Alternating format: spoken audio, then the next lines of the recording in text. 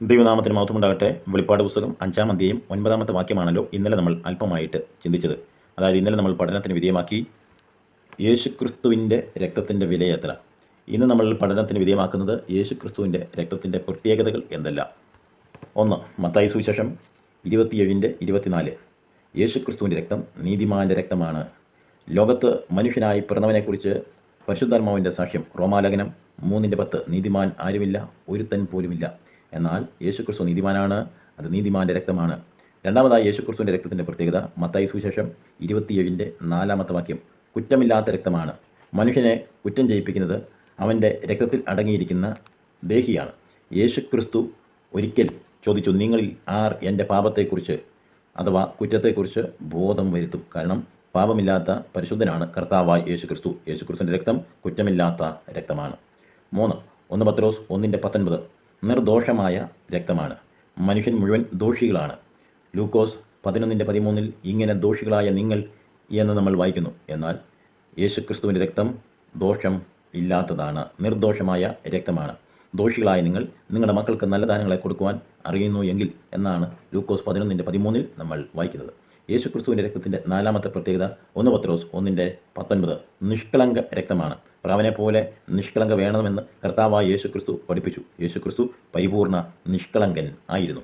5 എബ്രായലേഖനം 12:24 പുണ്യാഹ രക്തമാണ്. പുണ്യാഹം പുണ്യമായ അഹസ് തീർത്ത രക്തം കൊണ്ട് ശുദ്ധീകരിക്കാൻ എന്ന് അർത്ഥം. 6 എബ്രായലേഖനം 12:24 സംസാരിക്കുന്ന രക്തമാണ്. ഹാബേലിൻ്റെ രക്തത്തേക്കാൾ ഗുണകരമായി അഥവാ ഗുണം മാത്രം സംസാരിക്കുന്ന രക്തമാണ് യേശുക്രിസ്തുവിൻ്റെ രക്തമെന്ന് നമുക്ക് മനസ്സിലാക്കുവാനായിട്ട് സാധിക്കുന്നു. 7 ആ രക്തം സ്വർഗത്തിലെയാണ്. 8 ആ രക്തം പ്രതികാരത്തിനായി നിലവിളിക്കുന്നില്ല. മുമ്പ് ഓർപ്പിച്ചതുപോലെ ഹാബേലിൻ്റെ രക്തം നിലവിളിക്കുന്നു എന്ന് തിരുവചനത്തിൽ നമ്മൾ വായിക്കുന്നു. ഹാബേലിൻ്റെ രക്തത്തിൻ്റെ നിലവിളി എന്താണ്? പ്രതികാരത്തിനായിട്ടുള്ള നിലവിളിയാണ്. യേശുക്രിസ്തുവിൻ്റെ രക്തം പ്രതികാരത്തിനായി നിലവിളിക്കുന്നില്ല. 9 യേശുക്രിസ്തുവിൻ്റെ രക്തം തന്നെ കൊന്നവരോട് ക്ഷമിക്കുന്നു. ലൂക്കോസ് 23:34 പിതാവേ ഇവർ ചെയ്യുന്നത് ഇന്നതെന്നറിയായികയാൽ ഇവരോട് ക്ഷമിക്കണമേ.